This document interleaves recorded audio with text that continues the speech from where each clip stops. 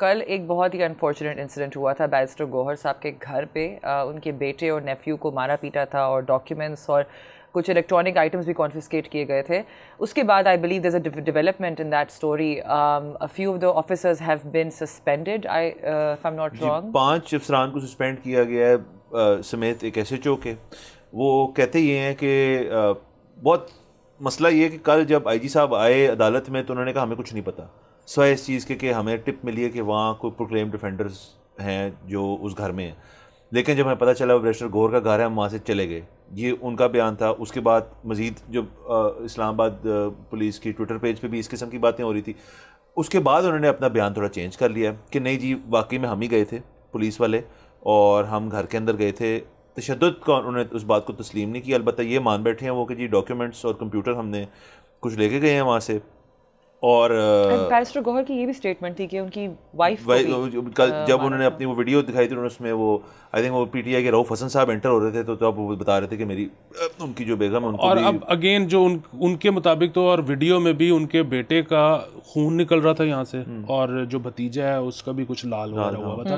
लेकिन ये बहरहाल देखिए अब ऑब्वियसली इसमें सिर्फ एक जो मेरा पॉइंट आता है कि अगर तो ये फ़र्ज़ करें ये चीज़ बहुत देर से हम देख रहे हैं हो रही है, एक ही ख़ास ग्रुप के हवाले से हो रही है, उनके साथ हो रही है, जो कि हम नहीं अच्छा लगता, मज़म्मत करते हैं उस चीज़ की। कल सिर्फ हुआ ये कि उनकी टाइमिंग जो थी वो इस किस्म की थी कि barrister Gauhar chief justice of Pakistan के सामने मौजूद थे जब ये सारा कुछ हुआ और ये सारा कुछ उनके सामने अनफोल्ड हुआ है। और अटॉर्नी जनरल साहब जो है, एडिशनल अटॉर्नी जनरल को भी मौके पे बुला लिया गया, IG साहब को मौके पे बुला लिया गया। बैरिस्टर को कहा कि आप इनके साथ जाएँ, इनकी तसल्ली कराएँ, नहीं होगी तो आप एप्लीकेशन रिटर्न लिख के दें मुझे, मैं इसके ऊपर एक्शन लूँगा। तो यानी कि ये जो सस्पेंशंस हुई हैं इसकी वजह मेरा अपना ख्याल है अगर ये चीफ जस्टिस से हट के किसी और टाइम पे हुई होती, जी सुबह के 4 बजे हुई होती, तो मेरा नहीं ख्याल कि सस्पेंशन भी होनी थी या पता भी चलना था कि ये पुलिस थी या कोई और थी। और इससे मेरे ख्याल में इस केस से in any case barrister Gauhar को चीफ जस्टिस को एप्लीकेशन डालनी चाहिए कि जी ये क्या मामला है कि एक घर के अंदर घुस के आप जो मर्जी करते फिरें, वो भी आपके कैपिटल के अंदर। एक ऐसा शख्स जो एक पार्टी का सब आपकी बिगेस्ट पार्टी का चेयरमैन है, one of the biggest parties का चेयरमैन है, आप ये ऐसे कर सकते तो मुझे बताएं पीछे बात क्या रहेगी। देखें जहाँ तक तो ये बात है ना कि सस्पेंशंस वाली वो तो चले हो गई, वो कितनी देर रहेंगी पता नहीं। लेकिन अक्सर ये होता है जैसे आपने जिक्र किया कि पता ही नहीं लगता कि कौन आया था।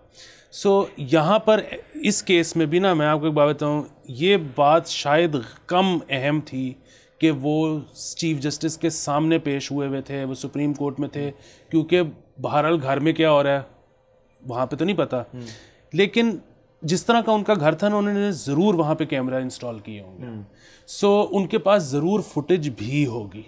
वो फुटेज अभी तक उन्होंने बाहर नहीं निकाली। उसकी वजह ये है कि ऐसे मौक़ों पर आपकी ये भी डील होती है कि अच्छा आप फुटेज ना निकालें, हम आपको इस तरह से कॉम्पनसेट कर देंगे। ये जो कैमरास लगवाने वाला आइडिया है ना, इस मुआशरे में ये बहुत अच्छा है।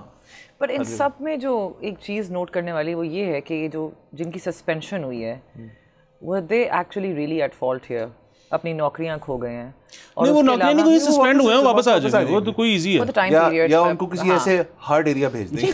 ठीक है, बट उसके अलावा भी द काइंड ऑफ सिचुएशन जो इस वक्त मुल्क भर में हो रही है, आप जो बात कर रहे हैं कि एक प्रोमिनेंट पॉलिटिकल पार्टी के घर में ये सब कुछ हो रहा है और the whole nation is looking towards the supreme court for some form of stability या सम फॉर्म ऑफ एक्शन। देखिए ये हमेशा से हो रहा है, मतलब इसमें से अगर आपने मुस्बत पहलू निकालना हो तो वो भी निकल सकता है। और वो ये है कि एक ये जो सारा सेगमेंट ऑफ सोसाइटी था जो कि इस पार्टी से जुड़ा हुआ है, ये पहले मानते नहीं थे कि ये होता है, तो फाइनली अब सबको पता लग गया कि ये होता है। बाकी तो सारा मतलब आधे से ज़्यादा पाकिस्तान तो पहले से कह रहा था कि ये होता है। तो ये एक किस्म की तो अच्छी बात है। मतलब आप कह रहे हैं कि एक not to sound crass but एक रियलिटी चेक के तवस्सुत से ये शायद एक मुस्बत पहलू है इसके अंदर के उनको समय, और वो भी और सुप्रीम कोर्ट का डिसीजन भी मेरे ख्याल में एक रियलिटी चेक ही है। सब्सक्राइब करें और बेल दबाएं ताकि कोई खबर रह न जाए।